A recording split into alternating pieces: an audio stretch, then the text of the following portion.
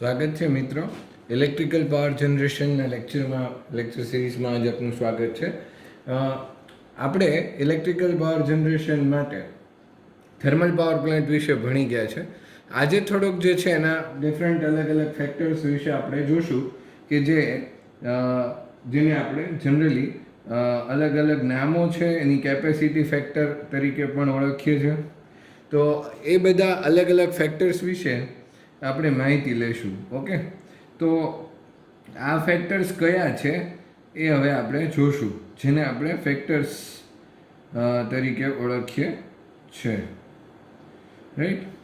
હવે પહેલો જે ફેક્ટર આવે છે એ છે પાવર પ્લાન્ટ યુટિલિટી ફેક્ટર, અથવા તો પાવર પ્લાન્ટ જે કેટલો યુટિલાઇઝ આપણે કરીએ છીએ, બરાબર, એના માટેથી આપણે એક લઈએ છીએ જેને આપણે કહીએ છીએ યુટિલાઇઝેશન ફેક્ટર. Utilization factor. હવે આ ફેક્ટર જે છે એનું સૂત્ર શું છે તો સમજો ખાસ કે જે પણ આપણી મેક્સિમમ ડિમાન્ડ છે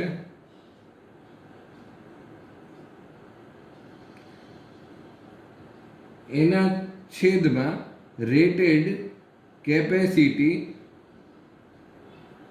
ગુણ્યા 100. આ જે છે એને આપણે યુટિલાઇઝેશન ફેક્ટર તરીકે આપણે ઓળખીએ છીએ. હવે આનું ખાસ જે છે એમાં સમજીએ આપણે કે રેટેડ કેપેસિટી એટલે શું.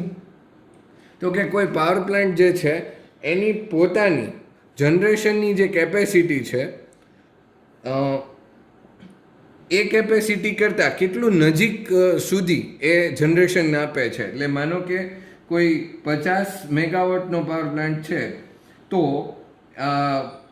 એ જે છે એ રેગ્યુલર બેઝિસ પર 45 મેગાવોટ સુધીનું જે છે એ જનરેશન આપણને આપતો હોય, તો આ જે છે એની રેટેડ કેપેસિટી થઈ, બરાબર છે. અને મેક્સિમમ ડિમાન્ડ જે છે એટલે કે લોડ કેટલો આપણે જોઈએ છે, રિક્વાયરમેન્ટ કેટલી છે લોડની, તો એ છેદમાં રેટેડ કેપેસિટી ગુણ્યા 100 કરીએ એટલે આપણને યુટિલાઇઝેશન ફેક્ટર જે છે એ મળતો હોય છે. ખાસ એક નોટ કરવા જેવું છે કે સારી એફિશિયન્સીવાળા જે હોય, બરાબર, સારી એફિશિયન્સીવાળા જે યુનિટ જે છે એ યુનિટનું યુટિલાઇઝેશન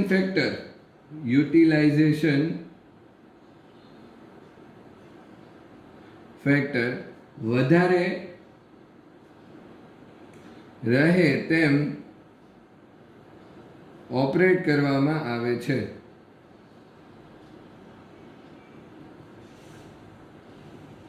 બરાબર છે ને. જ્યારે યુનિટ જે છે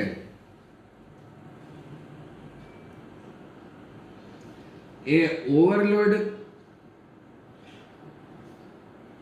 પર ઓપરેટ થાય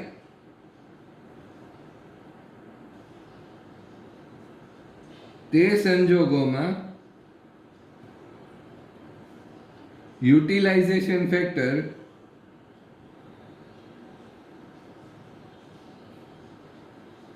ની કિંમત 1 કરતા વધારે હોય છે.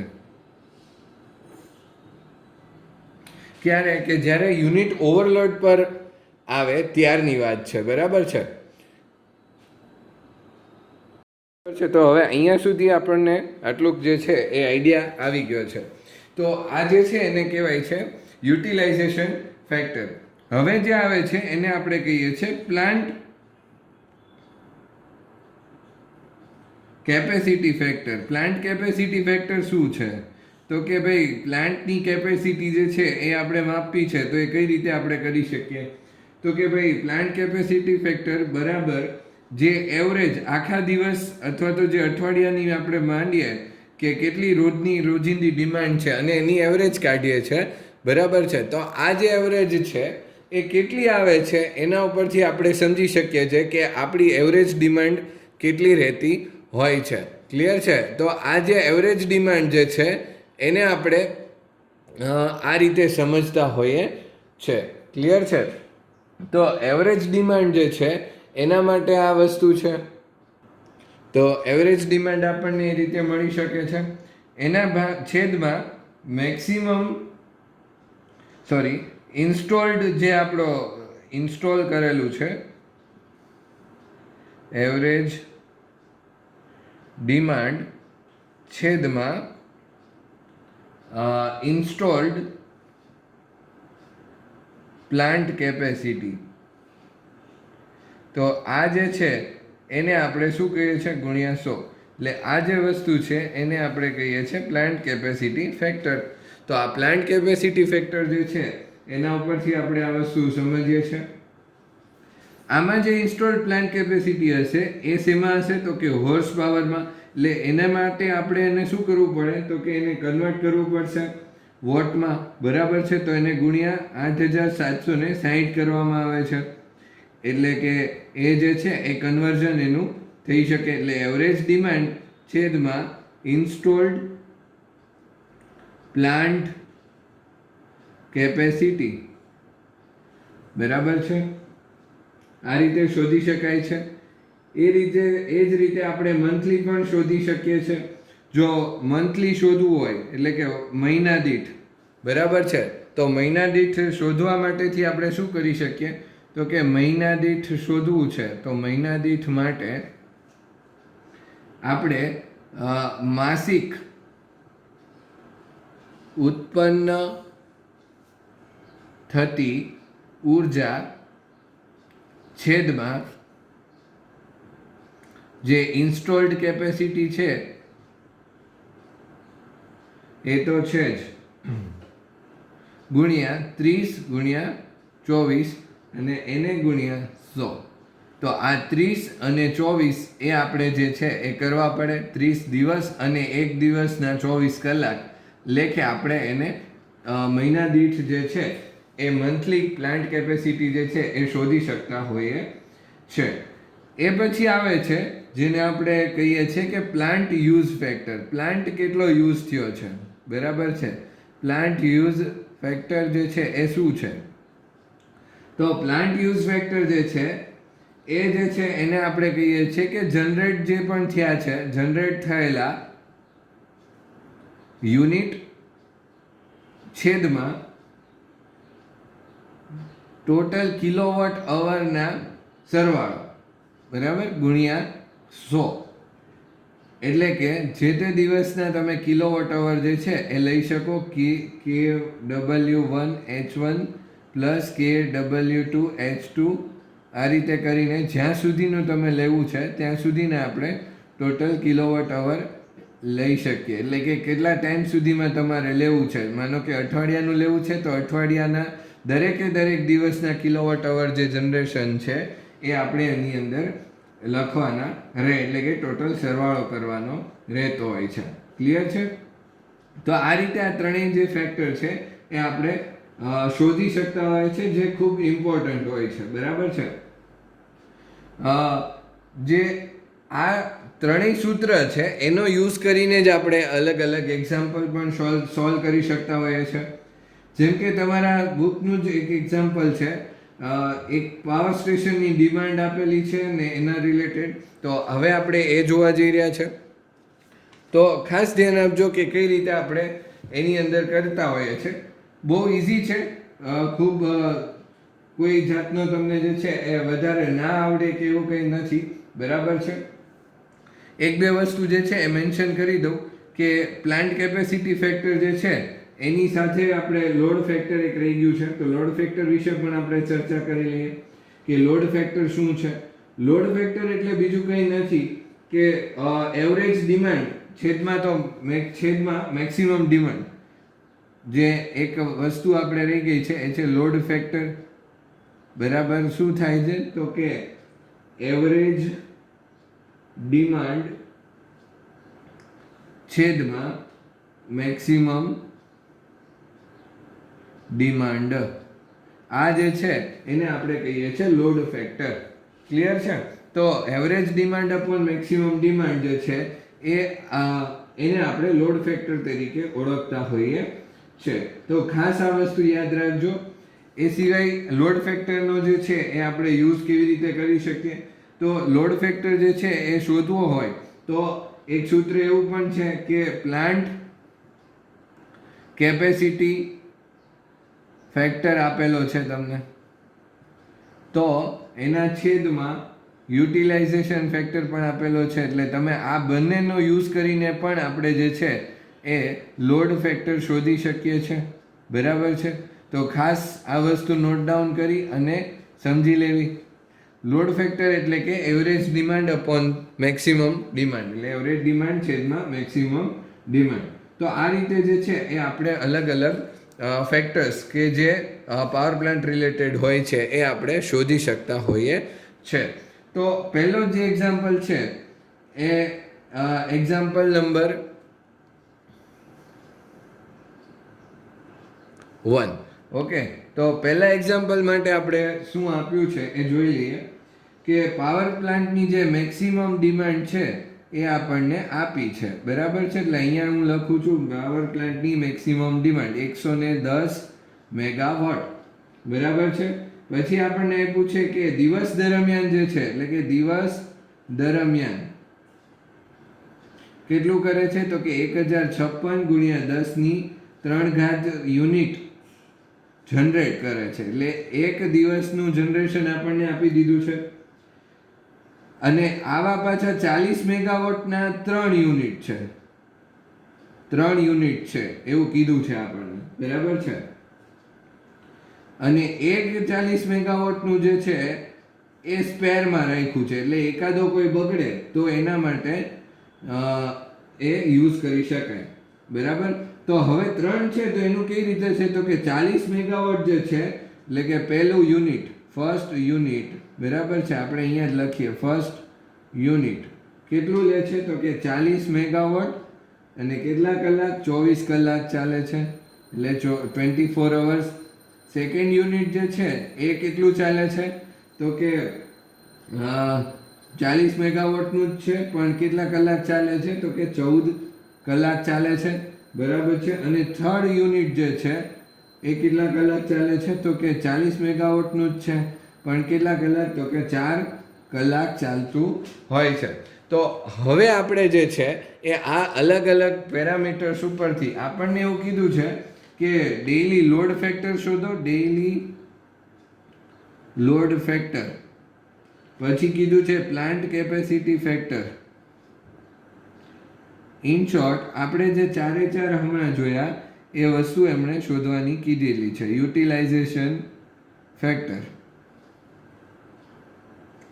અને plant use factor, plant use factor.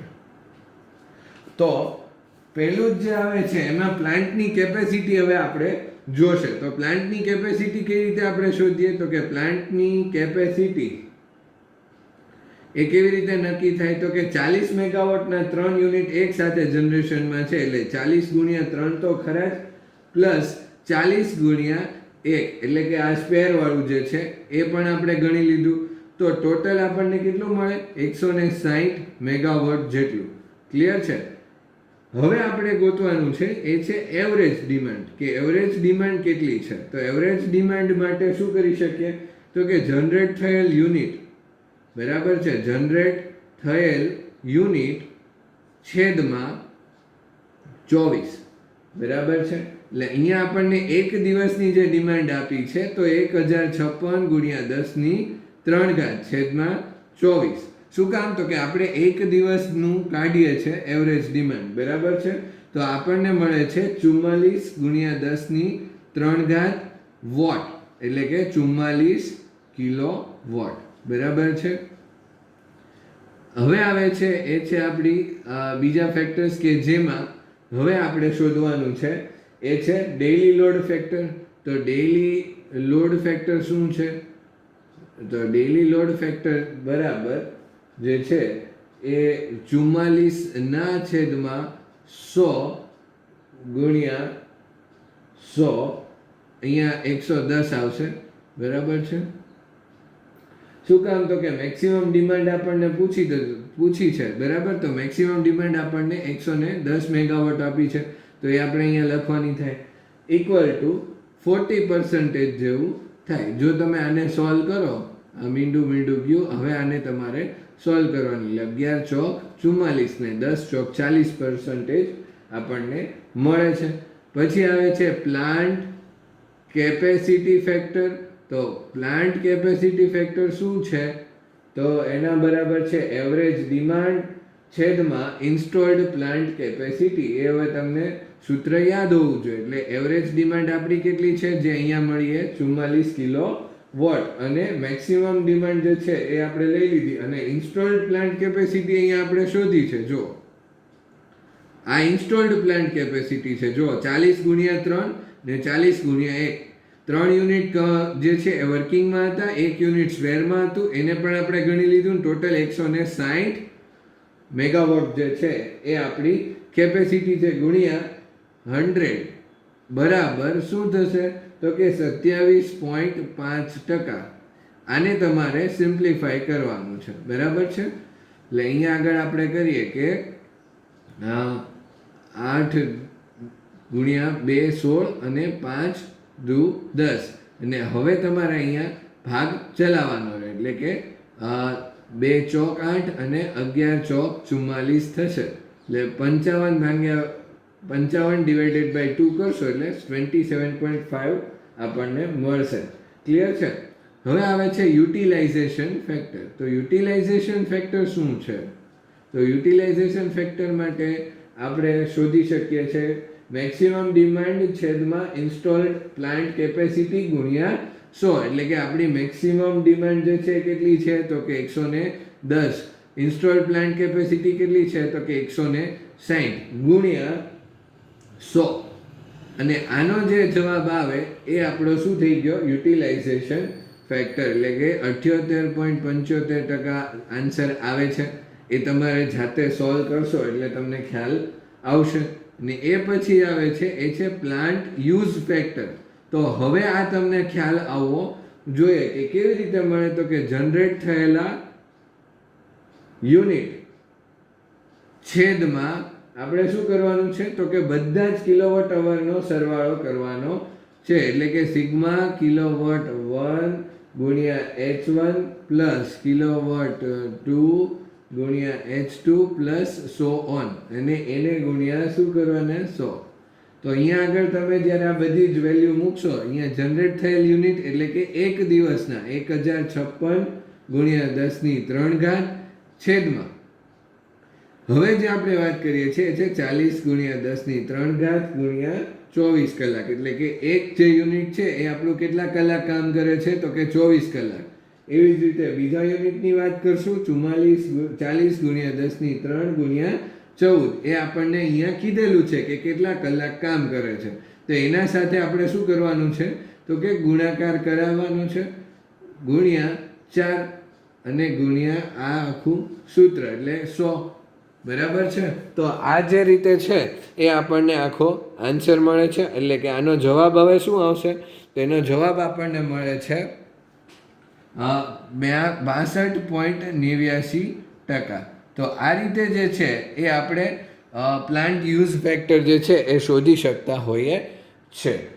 તો અહીંયા સુધી તમને બધાને આઈડિયા આવ્યો હશે. તો આવી જ રીતના તમને અલગ અલગ એક્ઝામ્પલ જે છે એ જનરલી પૂછવામાં આવે છે. આ જે છે એ એક્સ્ટ્રા છે. પ્રિવિયસલી હજી સુધી આના રિલેટેડ એક્ઝામ્પલ ડિપ્લોમામાં નથી પૂછાયા. ડિગ્રીની અંદર જે છે એ પૂછાતા હોય છે, પણ એમાંય લાસ્ટ 2 પેપર્સથી તો આ જોવા મળ્યું નથી. માટે આ એક એક્સ્ટ્રા છે.